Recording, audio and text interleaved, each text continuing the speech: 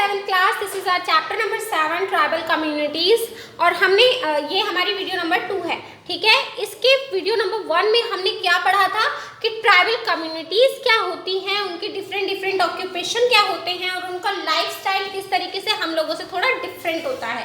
Tribal communities क्या होती हैं? वो कम्युनिटी जो पंडितों या कह सकते हैं ब्राह्मण के थ्रू जो रूल्स बनाए गए हैं उनको फॉलो नहीं करती, तो जिन्होंने अपने लिए अपनी सोसाइटी के लिए पूरे डिफरेंटली लोगों ने अपने लिए रूल्स बनाए हैं उन्हीं को फॉलो करती है, जो अपने ही कल्चर को फॉलो करती है, वो हमारी ट्राइबल कम्युनिटीज़ होती हैं. फिर इनके ट्राइबल ग्रुप्स होते हैं, यानी कि हर कम्युनिटी के काफ़ी सारे ग्रुप होते हैं. जैसे कि हमने पढ़ा भुटिया के बारे में, गोंड्स के बारे में, संथाला जो थे, खासी था, तो ये कुछ ट्राइबल ग्रुप्स हैं. अब इन लोगों के ऑक्यूपेशंस कहते हैं कि हर किसी ग्रुप का डिफरेंट ऑक्यूपेशंस होते हैं. जैसे कि हमने पढ़ा कि जो आपके मुंडास थे, इनका जो मेन ऑक्यूपेशन क्या था? हंटरिंग करना. और जो आपके ये थे संथाल्स थे, ये ज़्यादातर लेबर वर्क करते थे. तो इस तरीके से हम कह सकते हैं कि जो डिफरेंट ग्रुप्स थे उनके डिफरेंट ऑक्यूपेशंस होते हैं. आज हम पढ़ेंगे a relationship based on economic exchange, कि इनका जो इकोनॉमिक है वो किस तरीके का होता है, या रिलेशनशिप किस तरीके से इनकी इकोनॉमिक के ऊपर बेस्ड होती है. देखो, most of the tribal group were postal nomads. जो मोस्टली ट्राइब्स होते हैं वो नोमैड्स होते हैं, या कह सकते हैं देहाती खानाबदोश होते हैं, जो एक गाँव से दूसरे गाँव जा जाकर अपना गुजारा करते हैं. They moved from one place to another with their cattle. वो अपने कैटल के साथ अपनी एक विलेज से दूसरे विलेज में चले जाते हैं, या एक प्लेस से दूसरे प्लेस में चले जाते हैं. They also sold their animal products such as milk, ghee and wool और ग्रेन यूटेंसिल्स एंड टेक्सटाइल. वो अपने जो हैं अपने एनिमल के जो प्रोडक्ट होते हैं उनको भी बेचा करते हैं, जैसे कि मिल्क, घी, ऊन हो गई, इन सबको बेचा करते हैं, etcetera. Produced by the settled communities, farmers and craftsman. यानी कि अपनी आर्थिक आजीविका कमाने के लिए, या हम कह सकते हैं कि पैसे कमाने के लिए इनके डिफरेंट वर्क होते हैं. जैसे कि कुछ जो होते हैं वो खेती कर अपनी आजीविका कमाते हैं, कुछ जो होते हैं वो अपने जो एनिमल होते हैं उनके जो प्रोडक्ट होते हैं लाइक घी, वूल, मिल्क, इन सबको सॉल्व करके पैसे कमाते हैं. एंड कुछ produced by the settled communities, farmer and craftsman. जो प्रोड्यूस किए जाते हैं सेटल कम्युनिटीज़, जो एक ही जगह रुककर खेती करते हैं, लाइक फार्मर्स एंड जो क्राफ्ट्समैन होते हैं, वो अपने काम के थ्रू पैसे कमाते हैं. One such nomadic tribal group who were involve in this commercial exchange were the Banjaras. जो इन सब हम कह सकते हैं, जो एक ऐसा ट्राइबल ग्रुप है जो इन सब वर्क में इन्वॉल्व है, वो है एक बंजारा. लाइक बंजारास आपने सुने होंगे, वो होते हैं जो एक जगह नहीं रुकते, ना ही कोई खेती वगैरह करते हैं. ये लोग अपनी आजीविका कमाने के लिए एक जगह से दूसरी जगह घूम कर अपने वर्क को क्या करते हैं? They bought grain and vegetable from the farmers. ये लोग खरीदते हैं ग्रेन और वेजिटेबल्स फार्मर से, and brought them to the cities and town to be sold in the urban markets. और ये लोग क्या करते हैं कि अलग अलग शहरों से, या फिर कह सकते हैं शहरों से, टाउन से वेजिटेबल्स को और ग्रेन्स को खरीदते हैं फार्मर से, और ये अर्बन मार्केट में जाकर इन्हें बेच देते हैं. तो मोस्टली हम कह सकते हैं बंजारों का काम क्या होता है कि मतलब किसानों से गेहूं खरीदना, या फिर जो टाउन, सिटी, शहर जहां पर उन्हें सस्ता सामान मिल सके वहां से फ्रूट्स वगैरह खरीद कर अर्बन मार्केट में बेच देना. अर्बन कौन सी कंट्री जो मतलब कि अर्बन सिटीज़ जो होती हैं उनकी मार्केट्स में इनको सोल्ड कर देना, जिससे कि इनको ज़्यादा प्रॉफिट हो सके. The Banjaras moved along with the caravans in which they carry their goods. क्या होता है? बंजारा जो होते हैं वो कभी भी अकेले नहीं चलते, उनके कारवा होते हैं. यानी कि पूरी एक तरीके से हम कह सकते हैं पूरा एक ग्रुप जो है मिलकर ये लोग ट्रैवल करते हैं, जिसमें ये अपने जो सामान होते हैं, जो इनकी लाइफस्टाइल को जीने के लिए नीडी थिंग्स होती हैं, जो गुड्स होते हैं, वो अपने साथ ही रखते हैं. Their animals also moved with them. इनके साथ इनके एनिमल्स भी जाते हैं. Thus the Banjaras provided a very important service to the state and society by transporting food supplies from the village to the cities. तो इस तरीके से हम कह सकते हैं जो बंजाराज होते हैं बहुत ही इंपॉर्टेंट रोल प्ले करते हैं सोसाइटी में अपना, किस तरीके से जो कि विलेज की जो थिंग्स होती हैं उन्हें ले जाकर अर्बन मार्केट्स में दे देते हैं, विलेज की जो चीज़ें होती हैं उन्हें सिटीज़ के लोगों तक पहुंचाते हैं। As economy and society became more complex, people with new skill were incorporated into the Hindu society। जैसे क्या हो रहा है, सॉरी, जिस तरह इकोनॉमी और सोसाइटी और भी ज़्यादा कॉम्प्लेक्स होती जा रही है, लोग जो है नई स्किल्स को सीख रहे हैं हिंदू की सोसाइटी में। Many tribes became part of the Hindu caste based society and were given the status of जाति। तो मैनी ट्राइब्स को क्या हो गया, तो जो काफ़ी सारे ट्राइब्स हैं वो हिंदू सोसाइटी के जो कास्ट बेस पे जो सोसाइटी बेस्ड है उसका पार्ट बन चुके हैं एंड उनको जातियों में डिवाइडेड कर दिया गया है। यानी कि पहले हमने क्या पढ़ा कि ट्राइबल्स की जो होती है इनकी अपनी खुद की पहचान होती है, ये ब्राह्मणों के थ्रू जो कानून बनाए गए हैं वो नहीं फॉलो करते। तो ये जो हैं ये अब इन वर्क में इतना इंक्लूड होते जा रहे हैं कि हिंदू कास्ट बेस सिस्टम का एक पार्ट बन चुके हैं जो कि जातिज में डिवाइडेड है। Within the Kshatriya caste Rajput became prominent by the 11th and 12th centuries। जैसे क्षत्रिय कास्ट था और राजपूत जो था ये लोग प्रमुख बन गए हैं 11th और 12th सेंचुरी में। Many Rajput too had originally belong to tribal communities. काफ़ी सारे जो राजपूत हैं वो ट्राइबल कम्युनिटीज़ से बिलोंग करते हैं जनरली। और tribal groups belonging to ruling families become Rajput. जो ट्राइबल ग्रुप्स हैं वो लोग क्या कर रहे हैं, राजपूत बन चुके हैं। यानी कि अब वो वर्क पे इतने इन्वॉल्व हो गए हैं कि आपने देखा टाइम के साथ डेवलपमेंट के थ्रू जो वो लोग एक ट्राइब से किस तरीके से हिंदू सोसाइटी का पार्ट बनते जा रहे हैं। Generally tribe groups belonging to ruling family, जो ग्रुप जो कि एक रूलिंग फैमिली से बिलोंग करते हैं, जिन्होंने शासन जिन्होंने किया वो लोग खुद को राजपूत कहते हैं, राजपूत बन गए। Otherwise a majority of the tribe join the jatis who belong to the lower caste hierarchy. तो अदरवाइज जो हम कह सकते हैं काफ़ी बड़ी मेजोरिटी पार्ट जो होता है, एक तरीके से हम कह सकते हैं कि मेजोरिटी में जो ट्राइब्स कम रिच थे या फिर कह सकते हैं जो नॉर्मल फैमिली से बिलोंग करते थे वो इस सोसाइटी में जातियों में डिवाइड हो गए हैं, कास्ट सिस्टम का एक पार्ट बन चुके हैं। क्या होता था, यहाँ बताया क्या जा रहा है कि हमने ये पढ़ा कि जो ट्राइबल्स ग्रुप्स होते हैं उनकी खुद की कास्ट होती है, लेकिन अब क्या होता जा रहा है, लाइक जो ट्राइबल ग्रुप्स थे जिनके रूलर रहे, यानी कि किसी ट्राइबल ग्रुप में किसी ने शासक ने राज किया होगा, वो जो रूलर रहे जो उस कास्ट से आ रहे हैं वो लोग राजपूत बन गए, इस हिंदू सोसाइटी का पार्ट बनते जा रहे हैं। जो ये ट्राइबल कम्युनिटीज़ हैं ये हिंदू सोसाइटी का पार्ट बनती जा रही है और इन्वॉल्व होती जा रही है यहाँ की कास्ट सिस्टम में। फॉर एग्जाम्पल जो ट्राइबल ग्रुप थे जिन्होंने जो रूलर फैमिली से बिलोंग करते हैं वो राजपूत बन चुके हैं एंड काफ़ी मेजॉरिटी हम कह सकते हैं एक बड़ी मात्रा में जो ट्राइब नॉर्मल फैमिली से बिलोंग करते थे वो कास्ट सिस्टम में का पार्ट बन चुके हैं। Thus many tribal groups were becoming a part of the caste based Hindu society.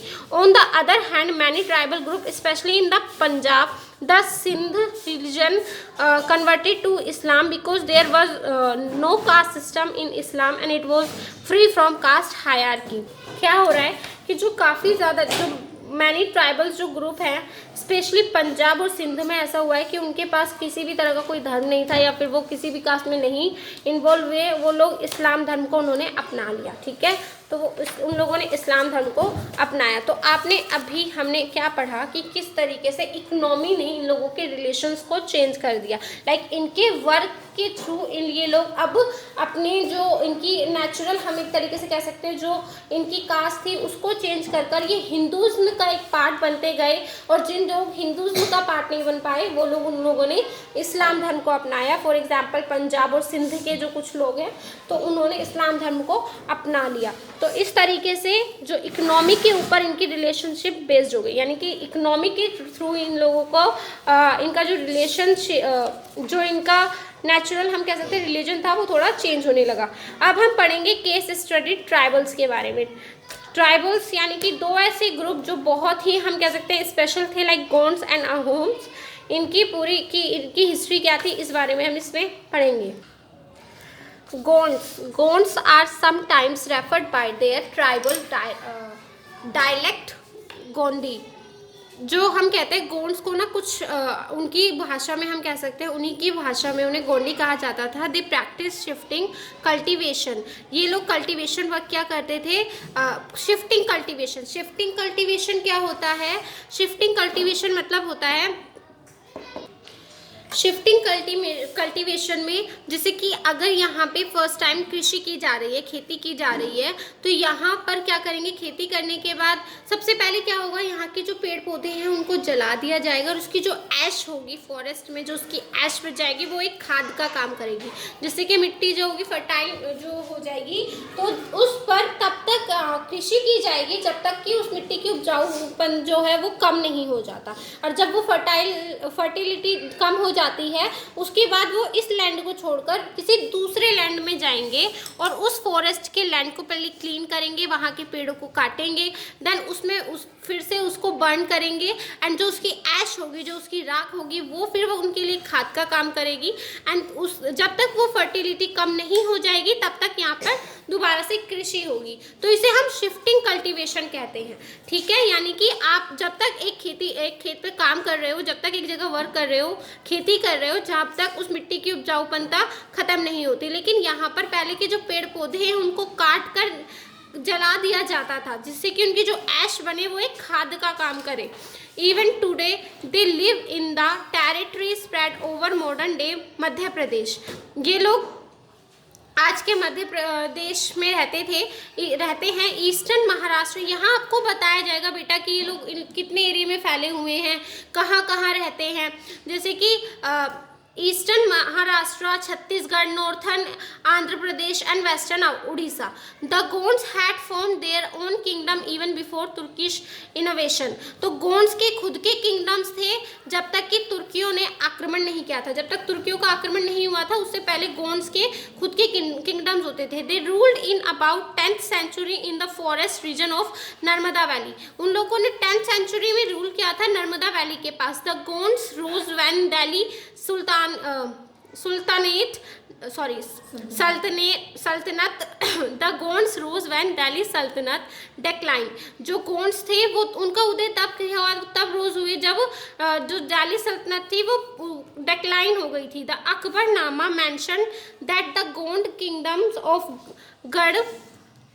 Garha Katanga had 70,000 village.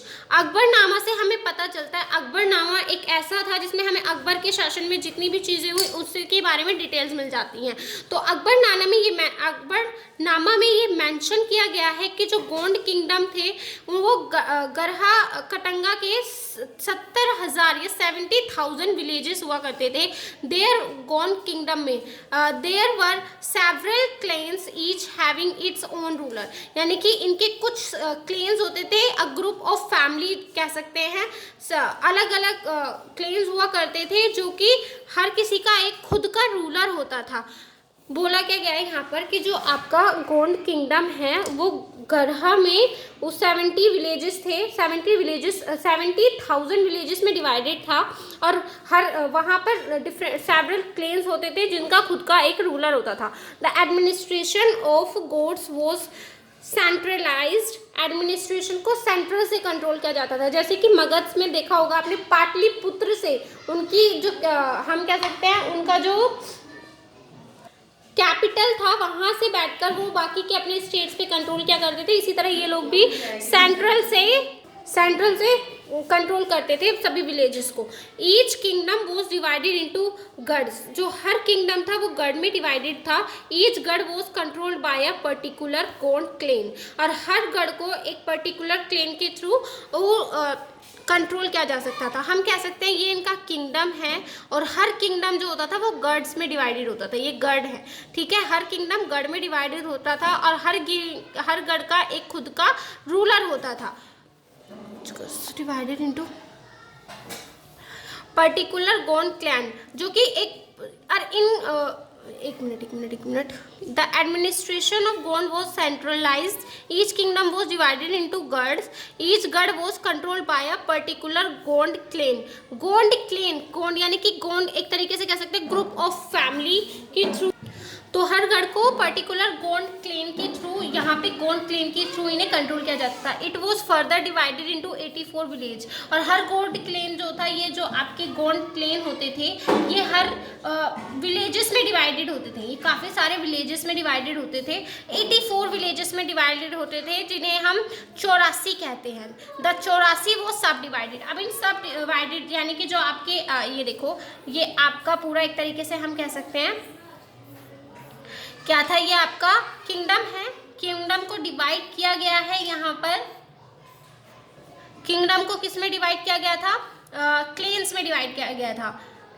Minute, देखो बेटा, ये जो किंगडम था इसको गढ़ में डिवाइड किया गया था, और हर गढ़ में गोंड क्लेन्स होते थे, डिफरेंट डिफरेंट गोंड क्लेन्स होते थे। इन गोंड क्लेन्स में भी जो आपका ये बॉक्स है, जैसे कि किंगडम है, किंगडम में गोंड क्लेन्स है, ठीक है। ये गोंड क्लेन्स जो होते थे इनको 84 विलेजेस में डिवाइड किया गया था। यहाँ पर 84 विलेजेस होते थे। अब जो ये आपके 84 विलेजेस होते थे, ये आपके जो 84 अलग अलग विलेजेस होते थे, सबसे पहले किंगडम को गढ़ में डिवाइडेड किया, ये गढ़ में डिवाइडेड हुए। गढ़ के बाद इनको 84 विलेजेस में डिवाइडेड किया। ये 84 विलेजेस 84 कहलाते थे, ठीक है, इन्हें 84 कहा जाता था। और इन 84 को भी डिवाइड किया गया था 12 विलेजेस में। इसके अंदर अब 12 विलेजेस होते थे, ये 12 विलेजेस कहलाते थे बरहोट्स। क्या कहलाते थे? बरहोट्स कहलाते थे। समझ में आया? किंगडम्स थी, किंगडम्स को इन्होंने गोंड क्लेन में डिवाइड किया, जिसका ईच का हर किसी का अपना रूलर होता था। उनको फिर जो गोंड क्लेन थे 84 विलेजेस में डिवाइडेड किया गया। 84 विलेजेस में भी हर विलेज में 12 विलेज होते थे, तो इन्हें बरहोट्स कहा जाता था। देयर वर 2 और मोर किंगडम्स इन दियोग्रह नागपुर रीजन, चंदा and Sirpur in the south and Wardha. तो इनमें कुछ और भी 2 किंगडम थे, जैसे कि दियोग्रह नागपुर में region, Chanda, Sirpur in the south and Wardha towards the west. Wardha जो था वो वेस्ट में था, और जो ये सिरपुर था ये साउथ में था। Jabalpur in Madhya Pradesh was one of the major Gond kingdom in Gondwana in southern eastern Madhya Pradesh. जो जबल आप कह सकते हो, जो आगे the Gond had establish, there were 2 और मोर किंगडम टू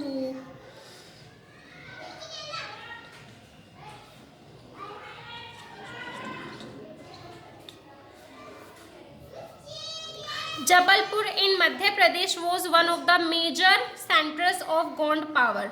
तो जबलपुर जो था वो मध्य प्रदेश का एक मेजर, हम कह सकते हैं सेंटर था गोंड पावर का। यानी कि जबलपुर जो मध्य प्रदेश की गोंड, जो ज़्यादातर गोंड थी वो जबलपुर में रहा करती थी। एक तरीके से कह सकते हैं यहाँ से लोगों को ट्रीट करते थे। The Gonds had also established close ties with the Chandela ruling clans. The Gond Kingdom of Gondwana in southeastern Madhya Pradesh was one of the major center of Gond power. It was famous during the period from 15th century to mid 18th century. They had maintained their independence both during the Sultanate rule and later under Mughals. It was famous during the period from 15th century to mid 18th century. They had maintained their independence both during the Sultanate rule and later under Mughals. Emergence of large state changed the nature of Gond. Brahman got huge land grants and became very powerful. Gond wanted to be called Rajputs. Aman Das, ruler of Garba Katanga, assumed the title of Sangram Shah. His son Dalpat married Rani Durgavati. When Dalpat died, Rani Durgavati ruled and expanded the kingdom. In 1565, the Rani Durgavati of Jabalpur had fought bravely against the forces of Akbar and died in the battlefield by the hand of Ashif Khan, Mughal commander. Later, Chandra Shah became king, but the kingdom started declining. The Gondwana was later used by other tribal chiefs against payment of nominal tribe. In the early 18th century, the city of Nagpur was also found by a Gond king. बेटा देखो इसमें पूरे में आपको क्या बताया गया है, देखो इसमें क्या बताया गया है कि जो आपका गोंड किंगडम था वो जो आपका गोंड किंगडम था वो जिस तरीके से उसने अपनी पावर बना के रखी हुई थी उसने आगे भी उस पावर को मेंटेन किया, ठीक है। और गोंड पावर का जो एक मेन सेंटर था हम कह सकते हैं वो गोंडवाना में था। गोंडवाना में इनकी गोंड पावर का मेन सेंटर था और इन्होंने अपनी पावर को 15th सेंचुरी से मिड 18th सेंचुरी तक बनाकर रखा, सल्तनत रूल में भी और अंडर मुगल रूल में भी, ठीक है। उसके बाद बेटा इन लोगों ने क्या किया, ये लोग जो थे गोंड जैसे जैसे ब्राह्मण जो थे उनकी पावर वो मोस्ट पावरफुल होते जा रहे थे, तो जो गोंड थे वो भी चाहते थे कि वो लोग राजपूत बन जाए, ठीक है। उसके बाद आपको यहाँ पर एक स्टोरी दी गई है और ये स्टोरी आपको खुद रीड करनी है, ओके। अब हम अहोम्स के बारे में पढ़ेंगे। अहोम्स कौन, अहोम ट्राइब के बारे में पढ़ेंगे। The Ahoms were a branch of the Shah tribe, ये ब्रांच थी शाह ट्राइब की, शाह ट्राइब की उसी की एक ब्रांच थी Ahoms. The Ahoms were ethically related to the Mongoloid tribes of north east India. जो अहोम्स थे वो एथिकली रिलेटेड थे मंगोलियस ट्राइब से, ठीक है। The Ahom who ruled Assam for 6 centuries, Ahom ने 6 सेंचुरीज तक रूल किया था असम पर। Were descendants of the Tai people who accompanied the Tai prince Sukaphaa into Assam. Sukaphaa established the Ahom kingdom and Ahom dynasty। Sukaphaa ने कि ही अहोम किंगडम और अहोम डायनेस्टी को इस्टेब्लिश किया and ruled and expanded the kingdoms for about 600 years, और 600 years तक इसको rule किया और इसको एक्सपेंड किया। Over time the Ahom state adopted the Assamese language, और इस समय तक इन्होंने असमीज जो लैंग्वेज थी, असम के लोगों की जो लैंग्वेज थी उस लैंग्वेज को अपनाया। They kept good records and are known for their chronicles called Buranjis. उन लोगों ने खुद की गुड रिकॉर्ड्स बनाए और एक क्रॉनिकल इनको आज भी क्रॉनिकल्स जो है इसमें ये बुरांचीज के नाम से जाने जाते हैं। In the battle of Sarai Ghat the Ahom general Lachit Borphukan defeated the Mughal forces. क्या हुआ, बैटल हुआ था सराय घाट में, जहां पर अहोम जनरल लचित बोरफुकन हार चुके थे द मुगल फोर्सेस से on the outskirts of Guwahati in 1671। The Ahoms are a community found largely in Assam. जो अहोम्स की कम्युनिटी है लार्ज अमाउंट में पाई जाती है असम में। And in the kingdom the Ahom people establish gave Assam it's name. और जो अहोम जो नाम है वो Assam, the Ahom people established gave Assam its name. The victory at Saraighat was followed by court litigious which threatened the very extensions of the Ahom kingdom until Rudra Singh assumed power and took over the Ahom kingdom. It was during this time the Burmese invaded Assam through its eastern borders. The Burmese demanded the rulers of the land till the British appeared in 1826 to force them to cede Assam by the Treaty of Yandabu। देखो क्या हुआ यहाँ पर, क्या हुआ था बेटा, जब तक सराय घाट में विक्ट्री उन्होंने हासिल की थी वो साजिश के थ्रू हासिल की थी। और उसके बाद रुद्र सिंह ने जितने भी पावर्स थी अहोम किंगडम की वो अपने हाथों में ले ली थी, ठीक है। इसके बाद क्या हुआ था कि ईस्टर्न बॉर्डर पर जो था बर्मीज ने आक्रमण किया था and the Burmese remain the rulers of the land till the British appeal. और बर्मीज ने उन पर तब तक रूल किया जब तक कि वहाँ पर ब्रिटिश लोग नहीं आए थे। फिर ब्रिटिश लोग आ गए थे और वो जो ब्रिटिश लोगों ने उसको अपने अंडर ले लिया था। Medieval Assam includes to a number of dynasties that prevailed during that time. The Han Empire, Koch, कराची, Chutia were the other dynasties ruling Assam. यानी कि ये कुछ अदर डायनेस्टी थी, अलग तरह के वंश थे, अलग वंश थे लाइक कोच, कचारी, ये जिन्होंने असम पे रूल किया। During the ruling era of various tribes another major kingdom emerged known by the name of Ahom. The ruler of this dynasty dominated Kamarupa till the early period of the 19th century. The Ahom went through many internal disturbances and external inventions. The Ahom rulers had to involve in the war against the mighty Mughals from time to time. Then the Ahoms faced several attacks from the Burmese rulers in the early part of the 19th century. Subsequently, the land of Kamarupa came under the rule of the British Empire. क्या हुआ इसके अंदर कि आपने पढ़ा कि अहोम में मतलब असम के ऊपर हर बार जो ट्राइब्स, कभी किसी ने आक्रमण किया, कभी किसी ने। सबसे पहले सराय घाट का बैटल हुआ, देन उसके बाद यहाँ पर बर्मीज रूल करने लगे। बर्मीज के बाद वो ये ब्रिटिश ने इसको अपीयर कर लिया। उसके बाद यहाँ पे कुछ अलग अलग जो डायनेस्टीज थी उन्होंने यहाँ पर रूल किया। तो जिस जिस लोगों ने यहाँ रूल किया उसके बारे में आपको इस बारे में बताया गया है। ठीक है बेटा, इस चैप्टर में ये इतना ही है और आपको ये चैप्टर एक बार अच्छे से खुद से रीड करना है ताकि आपको ये लेसन अच्छे से समझ में आ जाए। बाकी आपका हम नेक्स्ट लेसन नेक्स्ट वीडियो में कंटिन्यू करेंगे।